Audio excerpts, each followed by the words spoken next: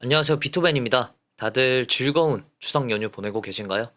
나스닥은 연일 상승하는 모습을 계속 보여주고 있지만 비트코인은 본격적인 추석 연휴에 들어서자마자 추석 빔을 맞아버렸네요. 그래도 이 정도 하락은 일주일 정도 상승을 했기 때문에 다시 올라가기 위해 과열을 시키는 모습 정도로 생각해 주시면 될 것 같습니다.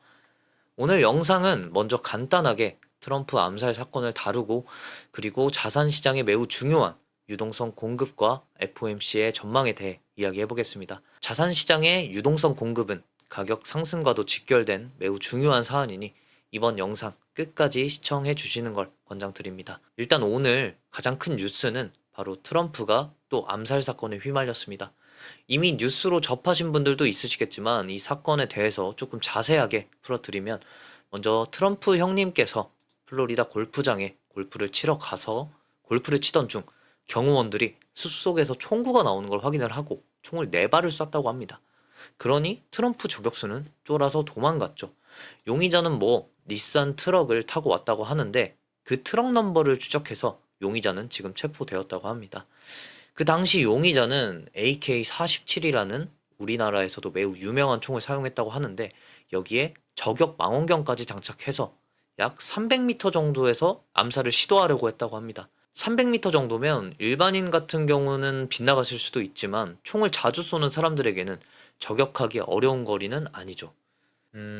여러분들께서는 이번 암살 사건에 대해서 어떻게 생각하시나요? 미국 현지 몇몇의 해리스 지지자들은 이번 트럼프 암살 사건이 쇼라면서 트럼프를 비난하고 있는 상황입니다. 근데 만약에 쇼였다면 이 사진의 행사 때처럼 사람들이 많이 몰려있는 곳에서 하지 않았을까요? 아무도 안 보는 골프장에서 암살 사건을 계획하고 쇼를 하려고 했다고 의심하는 건, 이건 좀 너무 오바하는 행동이 아닐까 생각이 들긴 합니다. 참고로 트럼프는 이번 암살 사건으로 폴리마켓 지지율이 고작 1% 올랐다고 합니다. 앞으로 대선이 어떻게 될지는 모르겠지만 아무튼 트럼프가 조금 더 힘을 내고 특유의 공격적인 발언들을 무기 삼아 유권자들의 표심을 확실히 얻는 공약들을 더 많이 내세웠으면 좋겠습니다. 또 여기서 천만다행인 게 내일이면 트럼프가 디파이 프로젝트 발표하는 날인데, 암살 성공이라는 대참사가 일어나지 않아서 크립토 투자자들에게는 참 다행인 일입니다.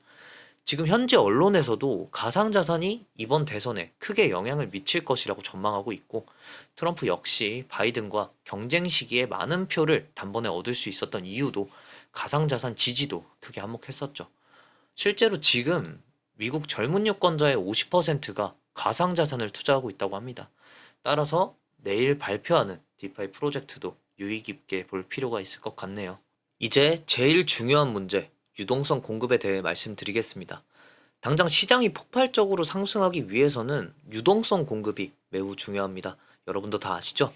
돈이 들어와야 시장에 상승분을 가져다 줄 수 있기 때문입니다. 이 유동성을 공급해 줄 수 있는 방향성을 알 수 있는 중요한 일정은 바로 FOMC가 남았죠. 제가 저번 영상에서도 말씀드렸듯 이번 FOMC에서는 파월이 양적 긴축을 끝내겠다는 발언이 매우 매우 매우 매우 매우 중요합니다.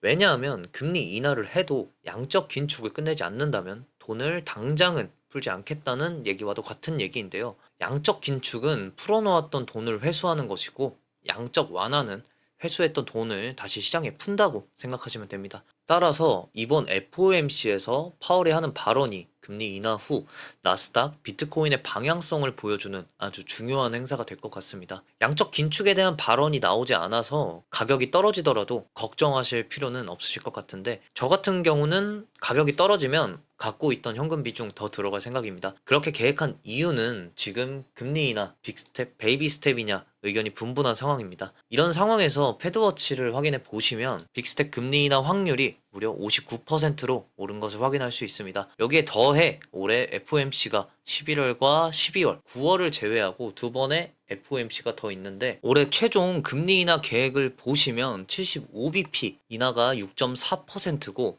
나머지 확률은 100bp에서 최대 150bp까지도 보고 있습니다. 한마디로 올해 많은 금리 인하를 하고 엄청난 유동성이 시장에 들어올 준비를 하고 있다는 것이죠. 이렇게 큰 금리 인하를 해준다면 파월이 굳이 양적 긴축 종료에 대한 발언을 해주지 않더라도 시장에 대한 유동성은 충분하게 들어올 것으로 생각합니다. 또 다른 유동성 들어올 곳 어디 있죠? 바로 재무부 장관 옐런입니다. 저는 옐런이 곧 돈을 풀 것이라고 생각합니다. 무조건이요. 그 이유는 이번 대통령 토론 다들 보셨죠? 해리스가 잘했다, 트럼프가 잘했다, 뭐 이런 의견들이 분분한 상황입니다.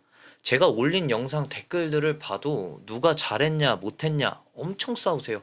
근데 뭐 누가 잘했다, 못했다 중요합니까? 지지율이 중요하죠. 지지율은 지금 박빙인 상황입니다. 이런 상황에서 해리스 정부는 지금 현재 정권을 잡고 있는 당이기 때문에 전략적으로 취할 수 있는 방법이 훨씬 많죠. 바로 재무부 장관 옐런이 돈을 풀면 되는 겁니다. 상황이 딱 좋아요. 10월 회계연도 끝나고 계획해둔 예산 시중에 딱 뿌릴 수 있고, 해리스 지지율 박빙이고 대선 직전이고, 모든 상황이 뒤집기를 위한 카드로 쓰기 딱 좋다는 것입니다. 거기에다가 지금 유럽에서 금리를 3개월 만에 또 내렸죠. 지금 이 말은 유동성을 계속해서 공급해준다는 얘기입니다. 지금 전 세계 유동성 지표를 보시게 되면 유동성이 폭발하기 직전이죠. 유럽뿐만 아니라 중국, 캐나다, 다른 나라들도 계속해서 금리를 내리고 있습니다. 우리나라도 마찬가지죠. 곧 금리 내린다는 얘기들이 계속 나오고 있습니다. 그렇게 되면 여기 코로나 때처럼 글로벌 유동성이 강하게 지속겠죠. 그렇게 되면 다시 한번 불장이 찾아올 수 있다는 얘기입니다. 이제 영상 정리해 드리면, 첫 번째, 올해 안에 최소 100bp에서 최대 150bp까지 금리 인하 진행 예정. 두 번째, 회계연도 종료와 함께 해리스를 위한 유동성 공급 예정. 세 번째, 전 세계 유동성 공급 진행 중. 이렇게 세 가지 근거로 저는 유동성이 크게 공급될 것으로 보고 있습니다. 따라서 앞으로 10월부터는 천천히 나스닥, 비트코인 모두 강세장에 들어갈 것으로 보이네요. 오늘 영상은 제가 회사가 아닌 집에서 혼자 만들어서 이 정도로 마무리하겠습니다. 시청해주셔서 감사하고, 영상이 도움 되셨으면 구독과 좋아요 부탁드립니다. 감사합니다.